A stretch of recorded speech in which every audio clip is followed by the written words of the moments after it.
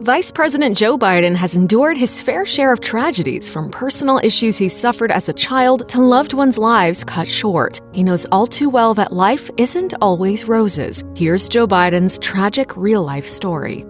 Before Joe Biden ascended to the national political arena, he was a young boy living in Scranton, Pennsylvania, with his parents and 3 siblings. However, life wasn't always easy for the Bidens. According to the New York Times, Joe's father suffered a number of business reversals, and for several years when Joe Jr. was young, the Bidens were forced to move in with his mother's parents in their modest home on North Washington Avenue in Scranton. According to Biden, the hardships taught him a valuable lesson about life, as he told the New York Times, "My dad always said, 'Champ, the measure of a man is not how often he is knocked down, but how quickly he gets up.'" The politician also doesn't drink alcohol due to his family history. Biden explained to the New York Times, "There are enough alcoholics in my family."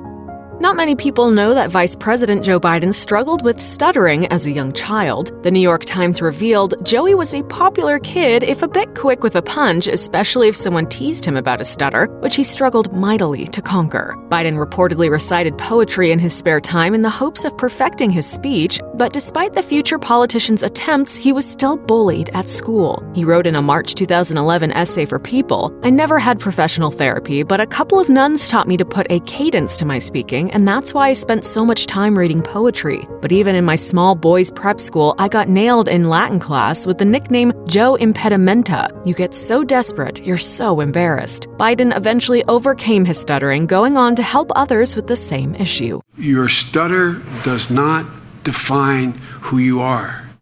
At the beginning of Joe Biden's career in December 1972, he tragically lost his wife, 30-year-old Nelia Biden, and their year-old daughter, Naomi, in a car accident. The couple's 2 young sons, 4-year-old Beau and 3-year-old Hunter, survived the crash with serious injuries. According to The New Yorker, Biden's wife and the kids were on their way to pick out a Christmas tree when the heartbreaking incident happened. My wife was dead. My daughter was dead. And I wasn't sure how my sons were going to make it.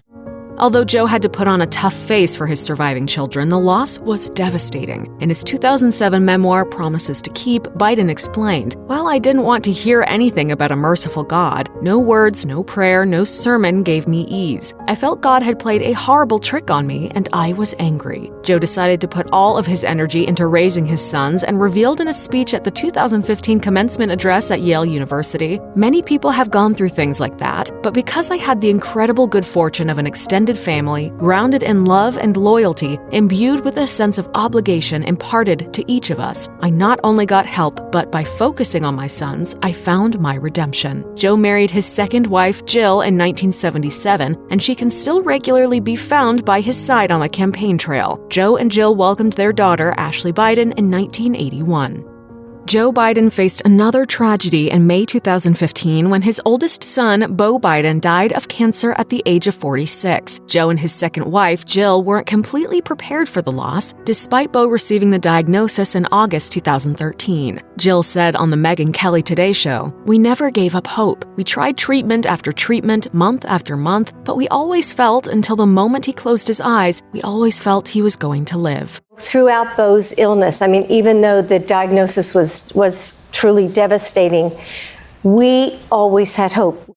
Joe revealed during an interview with Stephen Colbert that in the months before Beau's passing, his son sat him down and told him, "I know how much you love me." He said, "You got to promise me something. Promise me you're going to be all right." Although Joe's grief has been tough for him, he knows he's not alone. And he told Colbert, "So many people who have losses as severe or maybe worse than mine and don't have the support I have. The loss is serious and it's consequential, but there are so many other people going through this." After losing Beau Biden in May 2015, Joe suffered even more personal loss. The first political peer he lost was the late Arizona Senator John McCain, who died in August 2018 from the same brain cancer Beau had. In his public eulogy to McCain, Joe said, "The disease that took John's life took our mutual friend's Teddy Kennedy's life, the exact same disease 9 years ago, and 3 years ago took my beautiful son Beau's life. And it takes so much from those we love and from the families who loved them that in order to survive, we have to remember how they lived, not how they died." It's brutal. It's relentless. It's unforgiving. only months after losing McCain, Biden lost another dear friend, Michigan Democrat John Dingell, in February 2019. Joe tweeted, "He was a friend and I will miss him terribly."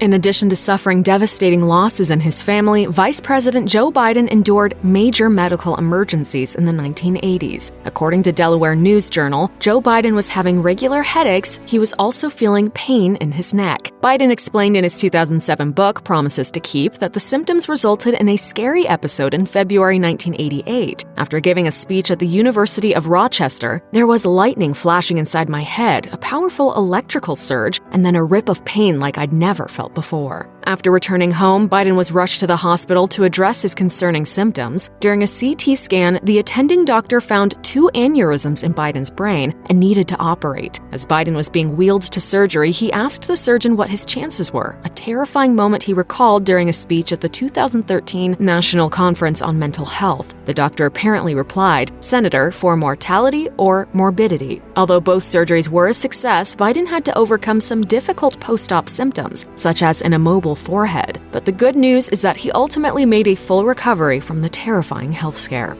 Check out one of our newest videos right here. Plus, even more Nicki Swift videos about politicians are coming soon. Subscribe to our YouTube channel and hit the bell so you don't miss a single one.